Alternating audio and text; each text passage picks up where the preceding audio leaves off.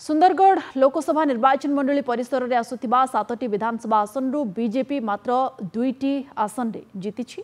एने असंतोष प्रकाश करिसेंती जुएल ओराम।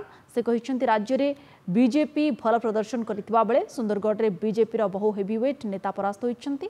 राउरकेला विधानसभा आसन रे बीजेपी प्रार्थी दिलीप राय और वीरमित्रपुर रे बीजेपी प्रार्थी शंकर ओराम परास्त होइछंती। सेहि भली सुंदरगढ़ विधानसभा आसन रे बीजेपी प्रार्थी कुसुम टेटे परास्त हेबा दुख देइछि। सुंदरगढ़ जिले में बीजेपी भल प्रदर्शन करिनथिबारु विजय उत्सव पालन करुनथिबा नवनिर्वाचित सांसद जुएल ओराम कहिसेंती।